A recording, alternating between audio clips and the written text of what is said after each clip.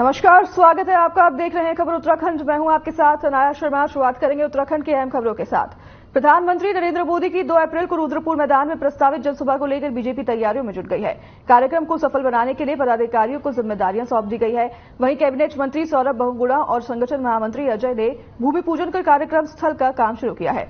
इस दौरान क्षेत्रीय विधायक सहित तमाम बीजेपी नेता उपस्थित रहे। कैबिनेट मंत्री सौरभ बहुगुणा ने बताया कि शुभ काम से पहले पूजन किया जाता है। उन्होंने प्रधानमंत्री मोदी का आभार जताते हुए कहा कि प्रधानमंत्री मोदी ने उत्तराखंड में पहली रैली कुमाऊं मंडल के नैनीताल उधम सिंह नगर संसदीय सीट को दी है।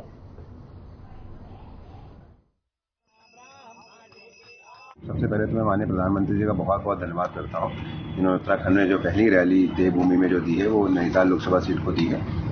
2 तारीख को 10:30 बजे माननीय प्रधानमंत्री जी मोदी मैदान से जनता को आह्वान करेंगे कि क्यों भारतीय जनता पार्टी को वोट देना है, क्यों भारतीय जनता पार्टी को जिताना है। और हमारी संस्कृति में भी है कि हम कोई भी शुभ काम शुरू करते हैं तो उसके लिए हम भगवान श्री राम, भगवान गणेश जी की पूजा करते हैं, अर्चना करते हैं। आज हमारा सौभाग्य है कि देश के यशस्वी प्रधानमंत्री, विश्व के सबसे बड़े नेता आदरणीय नरेंद्र मोदी जी यहाँ पर पधार रहे हैं। 2 तारीख को 5वां दौरा उनका ये होगा 2014 से लेकर, और ये ऐतिहासिक रैली होने वाली है जिसमें लाखों लोग जुटेंगे। और मोदी जी का तो बस कहना ही होता है कि वो आ रहे हैं, लोग अपने आप, जनता यहाँ पर जुट जाती है। और सब पार्टी का पदाधिकारी, मंत्रीगण, विधायकगण सब इस काम में लग भी गए हैं कि सभी लोग उनके सुनने के लिए, उनकी शक्ल देखने के लिए। आप देखते हैं जहां से हेलीपैड होता है, पूरे बाजार से होते हुए जहां से उनका रैला आता है, वहां पूरी जनता दोनों तरफ खड़ा है, उनके पुष्प वर्षा से स्वागत करती है। चुनाव की बिल्कुल बच चुका है और मोदी जब उत्तराखंड में चुनाव प्रचार करने के लिए आएंगे और मोदी ने संदेश भेजा कि मैं उत्तराखंड के जो देवभूमि है यहाँ से चुनाव का जो है प्रचार शुरू करना चाहता हूँ। और रुद्रपुर जो मोदी मैदान है, यहाँ हर बार चुनाव में मोदी जी आते हैं। इस बार भी इससे मैदान से शुरुआत होगा कि इस मैदान को जो हम लोग शुभ मानते हैं, और इस मैदान में जब भी मोदी जी आते हैं वो चुनाव हम लोग उत्तराखंड में 5 के 5 जो चुनाव जीतते हैं। हरीश रावत के मैं भी हूं पप्पू अभियान पर बीजेपी ने तंज कसा है। दरअसल हरीश रावत ने पिछले दिनों कहा था कि मैं भी हूं पप्पू अभियान चलाएंगे, और उनके इस अभियान पर बीजेपी ने तंज कसते हुए कहा कि ऐसे ही कई मौके आए हैं जहां पर देश की जनता ने उनको पप्पू कहा है। साथ ही कांग्रेस के कार्यकर्ताओं ने भी उनको पप्पू कहकर कई बार संबोधित किया है।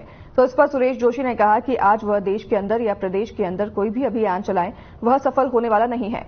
कांग्रेस की लोकप्रियता, प्रामाणिकता, नीति और नीयत को देश की जनता अब भलीभांति समझ चुकी है।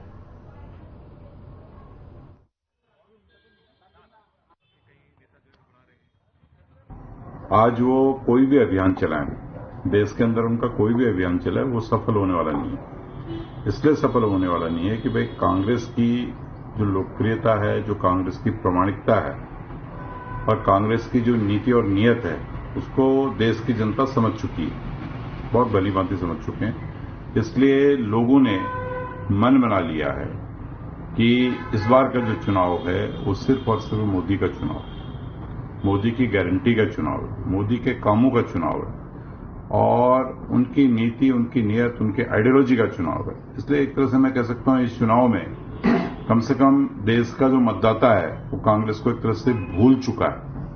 तो इसलिए अब वो किसी भी इस तरह की, मैं कहता हूं कि टोटकेबाजी हम लोग कह सकते हैं, इस तरह की टोटकेबाजी करें उसका कहीं कोई लाभ नहीं। द्वाराहाट में कोर कमेटी और प्रबंधन समिति की बैठक का आयोजन किया गया। बीजेपी प्रदेश अध्यक्ष महेंद्र भट्ट और राष्ट्रीय सह कोषाध्यक्ष नरेश बंसल ने बैठक की। आपको बता दें कि मुख्य अतिथि प्रदेश अध्यक्ष बीजेपी महेंद्र भट्ट ने एकजुटता के साथ संगठन भाव से लोकसभा चुनाव में बीजेपी को ऐतिहासिक और मजबूती के साथ कार्य करने का आह्वान किया। प्रदेश अध्यक्ष ने कहा कि प्रदेश की 5 सीटों में बड़े अंतर से जीत दर्ज करेंगे। चुनाव से पहले कांग्रेस के कई विधायक बीजेपी में शामिल हुए हैं। कांग्रेस के अंदर ये होड़ है कि किसकी जमानत जब्त हो जाए।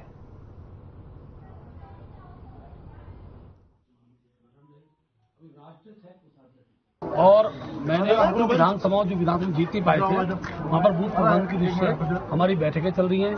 1 से 5 तक प्रत्येक बूथ की बैठक होगी, पथ सभाएं होंगी और हमारा युवा मोर्चा हर गांव में नुक्कड़ सभाएं करेगा। मोदी जी का संदेश हम प्रत्येक घर तक पहुंचाएं, हर व्यक्ति तक पहुंचाएं, इस दृष्टिकोण से हमारी बैठकें। और मैं कह सकता हूं बड़ी संख्या में हमने तय किया है इस बार हर बूथ को हमको जीतना है, एक बूथ को जीतना है और 85% टोटल पोलिंग का 85% वोट ये भाजपा को मिले, इसकी रणनीति के साथ हम सब।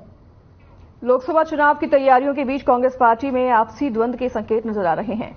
आपको बता दें कि कांग्रेस पार्टी की तरफ से लोकसभा चुनाव के लिए मीडिया कोऑर्डिनेटर की सूची तैयार की गई है, जिसमें कांग्रेस के पूर्व नेताओं के नाम भी शामिल हैं। लेकिन कांग्रेस के प्रदेश प्रवक्ता डॉक्टर प्रतिमा सिंह का नाम शामिल न होने पर उन्होंने सोशल मीडिया पर पोस्ट डालकर नाराजगी जताई है। डॉक्टर प्रतिमा सिंह का कहना है कि जो लोग कांग्रेस पार्टी में सिर्फ अपने मतलब से जुड़े थे, उनका नाम मीडिया कोऑर्डिनेटर की सूची में है।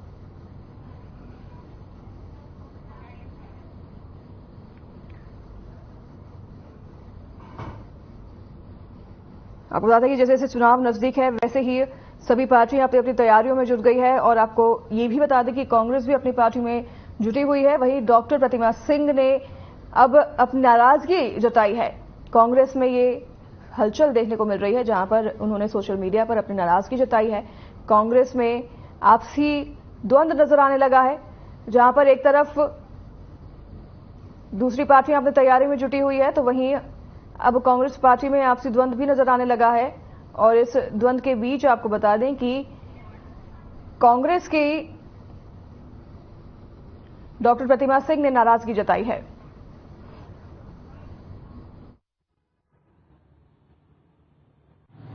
देखिए, इन्होंने क्या आरोप लगाया है ये मेरी जानकारी में अभी नहीं है, लेकिन मुझे कुछ पत्रकार साथियों ने बताया है कि उन्होंने ये आरोप लगाए हैं कि जो पिछली ये जो कोऑर्डिनेशन कमेटी मीडिया की बनी थी, उसमें कुछ अनियमितता हुई है।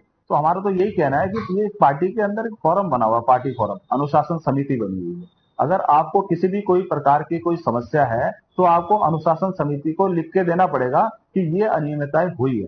अगर आप अनुशासन समिति को नहीं लिखते हैं तो आप प्रदेश अध्यक्ष जी को बोल सकते हैं। जो लोग पार्टी में नहीं हैं, जिन्होंने पार्टी से सिर्फ अपने मतलब के लिए जुड़े थे, जिन्होंने विचारधारा से जो नहीं जुड़े थे, टिकट नहीं मिला और वो चले गए, उन तक का नाम है। लेकिन हमारे जैसे कार्यकर्ता और हमारे साथ एक दो और भाई हमारे हैं, उनके नाम उस लिस्ट में ना होना ये दर्शा रहा है कि सिर्फ और सिर्फ उन्हीं लोगों के नाम नहीं है जो यहाँ के हिसाब से एक पर्टिकुलर जो नेता है उनके करीब हैं।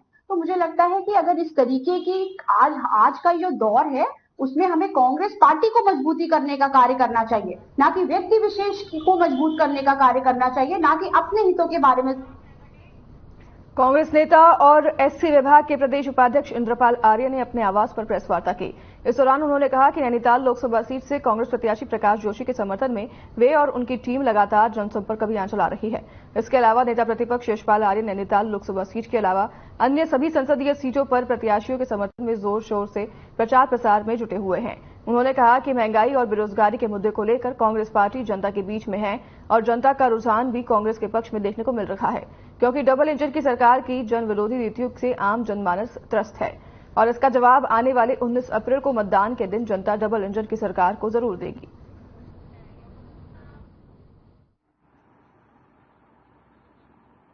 सामने आया है जिस पर उन्होंने जमकर बीजेपी पर हमला किया है। तो वहीं उन्होंने कहा कि इस बार जनता चुनाव में उनको वोट नहीं देगी, क्योंकि जनता डबल इंजन की सरकार से त्रस्त है।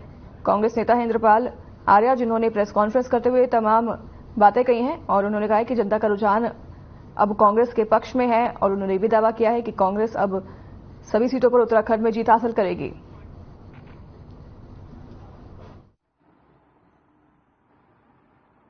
कांग्रेस पार्टी बहुत मजबूत पार्टी है और कहीं ना कहीं डर दिखा करके कहीं ना कहीं कोई प्रॉब्लम इनके ऊपर ना आ जाए करके, तो उन लोगों ने, कई लोगों ने तो पार्टी से थोड़ा आराम दिया है, पार्टी छोड़ के कहीं दूसरी पार्टी में नहीं गए हैं। कुछ लोग गए हैं तो कोई नहीं, पार्टी बहुत बड़ी पार्टी है, पार्टी में ऐसा कुछ असर नहीं पड़ेगा, लेकिन कांग्रेस जीतेगी।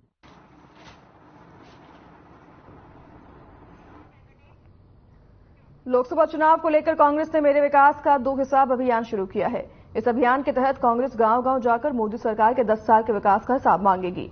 आपको बता दें कि इस अभियान को लेकर प्रदेश कांग्रेस कमेटी ने सभी 70 विधानसभा क्षेत्रों के प्रभारियों को भी दिशा निर्देश दिए हैं। प्रदेश संगठन उपाध्यक्ष मथुराधर जोशी ने बताया कि कांग्रेस ने लोकसभा चुनाव के लिए मेरे विकास का 2 हिसाब अभियान शुरू कर केंद्र और प्रदेश में बीजेपी सरकार से विकास का हिसाब मांगा है। बीजेपी चुनाव में विकास के मुद्दों से जनता का ध्यान भटकाने का प्रयास कर रही है, लेकिन कांग्रेस ने देश के विकास और जनहित से जुड़े मुद्दे उठाकर बीजेपी पर जनता की ओर से जवाब मांगने का निर्णय लिया है।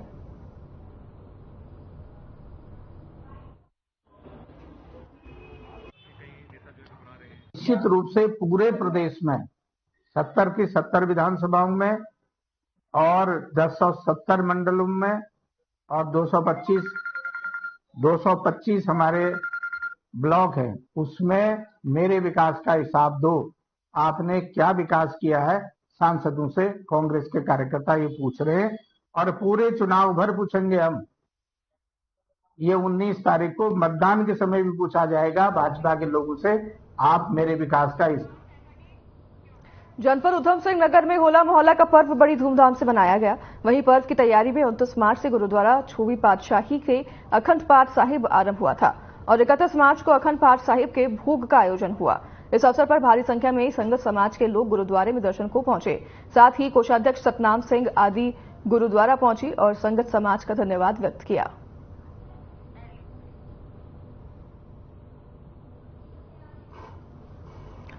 संगत समाज का ये कार्यक्रम किया गया। धूमधाम से होला मोहल्ला पर्व को बनाया गया। आपको बता दें कि इस पर्व पर सभी के लिए लंगर भी लगाई गई थी, जहां पर सभी को प्रसाद परोसा गया।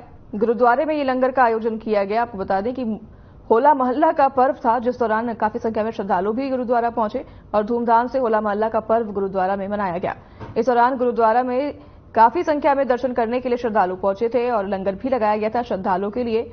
और संगत समाज का इस दौरान कार्यक्रम देखा गया, जिसमें लोगों के लिए लंगर लगाया गया था और लंगर में लोगों को प्रसाद भी परोसा गया।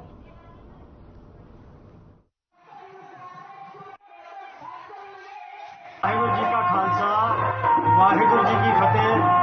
हर साल की तरह इस साल भी होला महला पूर्व गुरुद्वारा छेवीं पातशाही कपेड़ा सिंह सभा वालों मनाया गया है, जिस विच हुम के संगतां गुरुद्वारा छेवीं पातशाही कपेड़ा विखे पहुंचिया हैं। संगतां दा उत्साह देखदे होया बनदा है। सारिया संगतां दा बहुत बहुत धन्यवाद। वाहिगुरू जी का खालसा, वाहिगुरू जी की फतेह।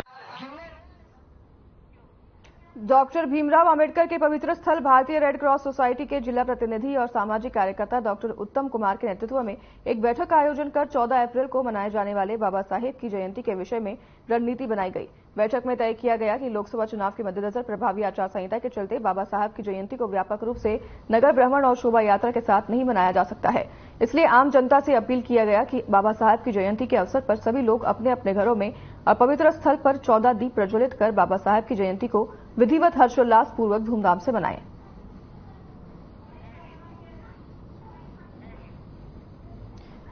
डॉक्टर उत्तम कुमार के नेतृत्व में इस कार्यक्रम का आयोजन किया गया। वहीं अंबेडकर जयंती पर रणनीति बनाई गई और भारी संख्या में इस दौरान ग्रामीण भी मौजूद रहे। तस्वीरें आप देख रहे हैं। डॉक्टर उत्तम कुमार के नेतृत्व में ये बैठक हुई है।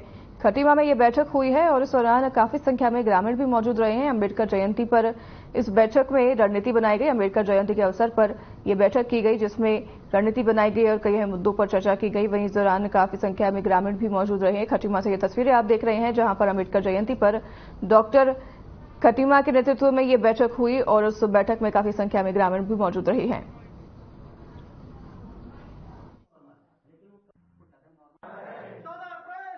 आज डॉक्टर भीमराव अंबेडकर जी के जयंती के उपलक्ष्य में एक बैठक रखी गई, जिसमें सभी ग्रामवासी एकत्रित थे, जिसमें कई गांव से लोग एकत्रित हुए। और एक बैठक में जैसे हर वर्ष डॉक्टर भीमराव अंबेडकर जी की जयंती मनाई जाती थी, इस वर्ष आचार संहिता लगने के कारण इस वर्ष नगर भ्रमण यात्रा, शोभा यात्रा जो निकाली जाती थी वो नहीं निकाली जा सकती है।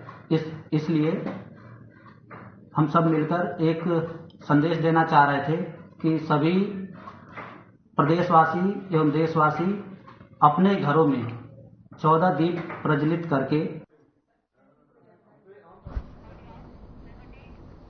पौड़ी जिले का बस अड्डा नशेड़ियों का अड्डा बन गया है। बस अड्डे के प्रतीक्षालय में शराब की बोतलों का अंबार लग गया है। बस अड्डे को शराबियों ने अपना मखाना बना दिया है। अंधेरा होने के बाद प्रतीक्षालय में जमकर शराब उड़ेली जा रही है। बस अड्डे के सामने ही पुलिस चेक पोस्ट भी है। इसके बावजूद भी पुलिस कर्मियों की नजर भी नशेड़ियों पर नहीं पड़ रही है। स्थानीय लोगों ने बताया कि इस मामले में नगरपालिका को भी अवगत कराया गया है, लेकिन शराबियों पर लगाम नहीं लगाई जा रही है। स्थानीय लोगों ने प्रशासन से इस मामले में नशेड़ियों पर कार्रवाई करने की मांग की है।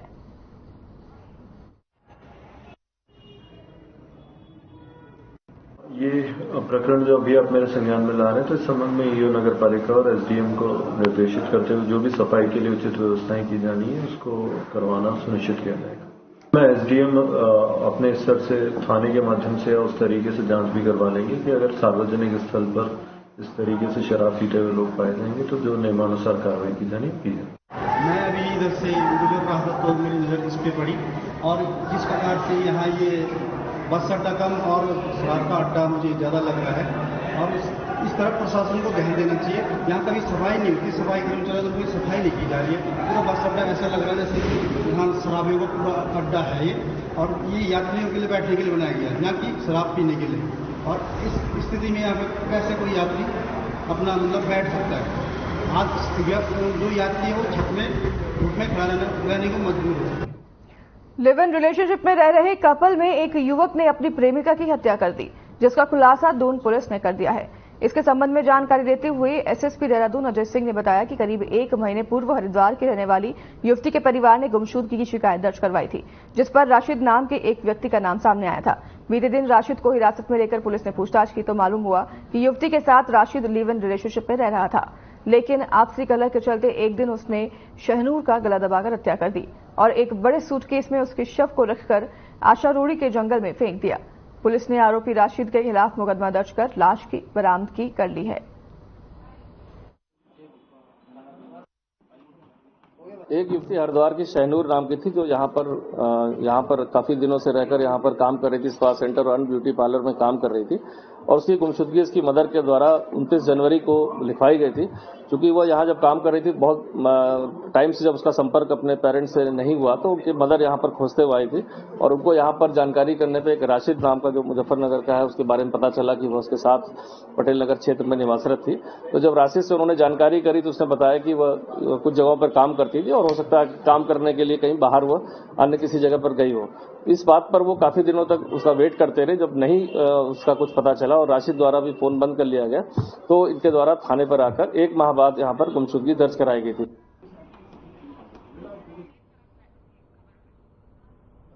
राशिद नाम के इस युवक ने एक युवती की हत्या कर दी। आपको बता दें कि दोनों लिव इन रिलेशनशिप में रह रहे थे और जब युवती के घर वालों ने अपनी बेटी से संपर्क करने की कोशिश की, तब बेटी से संपर्क नहीं हो पाया, तो परिवार वालों ने पुलिस में ये कंप्लेन दर्ज करवाई और जिसके बाद पुलिस ने कार्रवाई करते हुए राशिद को गिरफ्तार किया है और युवती का शव भी पुलिस ने बरामद कर लिया है। आपको बता दें कि राशिद ने गला दबाकर युवती की, जिसका नाम शहनूर बताया जा रहा है, उसकी हत्या कर दी थी।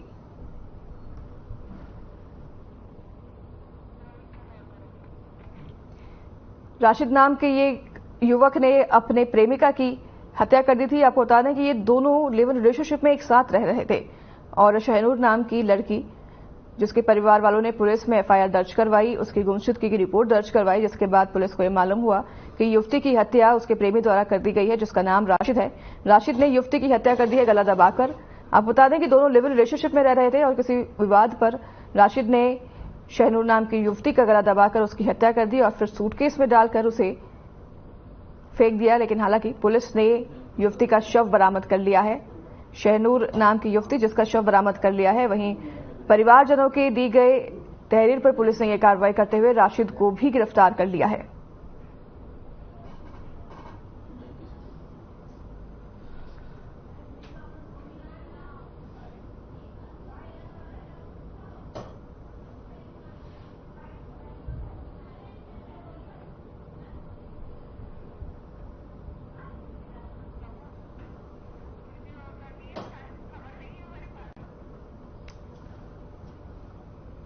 देहरादून से ये खबर है जहां पर एक युवक ने अपनी प्रेमिका की गला दबाकर हत्या कर दी है। आपको बता दें कि दोनों लिव इन रिलेशनशिप में रह रहे थे और युवती ब्यूटी पार्लर में काम करती थी, लेकिन कई दिनों से अपने परिवार वालों से संपर्क नहीं बना पाई, जिसके बाद परिवार वालों को संदेह हुआ और परिवार ने पुलिस में फौरन इसकी तहरीर दी, जिसके बाद पुलिस ने कार्रवाई करते हुए युवक को गिरफ्तार कर लिया है। आपको बता दें कि राशिद नामक युवक ने युवती की गला दबाकर हत्या कर दी है। दोनों लिव इन रिलेशनशिप में रह रहे थे, दोनों प्रेम संबंध में थे। हालांकि किस विवाद पर उसने हत्या की है इसका अभी तक खुलासा नहीं हुआ है, लेकिन पुलिस ने आरोपी राशिद को गिरफ्तार कर लिया है, जिसने अपनी प्रेमिका की गला दबाकर हत्या कर दी और पुलिस ने शव को भी बरामद कर लिया है। एक सूटकेस में शव को बरामद किया है पुलिस ने। राशिद ने अपनी युवती का गला दबाकर उसकी हत्या करने के बाद उसे सूटकेस में फेंक दिया था, जिसके बाद पुलिस ने शव को भी बरामद कर लिया है। आपको बता दें कि परिवार की दी गई तहरीर पर पुलिस ने कार्रवाई करते हुए इस आरोपी को भी गिरफ्तार किया है, जिसने अपनी प्रेमिका का गला दबाकर हत्या की थी। दोनों लिव इन रिलेशनशिप में रह रहे थे। हालांकि किस विवाद पर हत्या की गई है, इसका खुलासा अभी तक नहीं हुआ है, लेकिन राशि से पुलिस की पूछताछ फिलहाल जारी है और आगे की कार्रवाई में भी पुलिस जुटी हुई है। देहरादून से ये खबर आई है, जहां पर लिव इन रिलेशनशिप में रहने के बाद एक युवक ने अपनी प्रेमिका की गला दबाकर हत्या कर दी।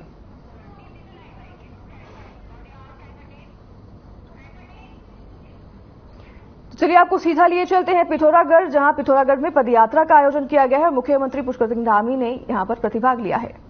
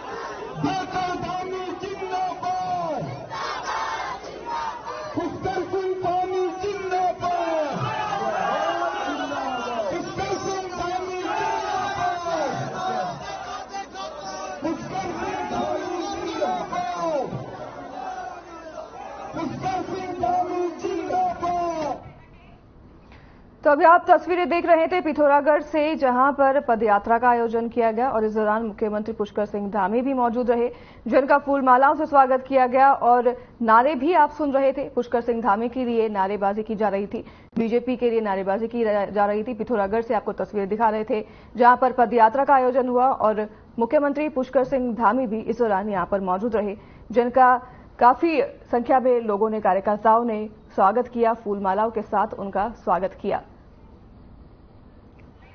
तो फिलहाल इस बुलेटिन में हमारे साथ बस इतना ही। नमस्कार।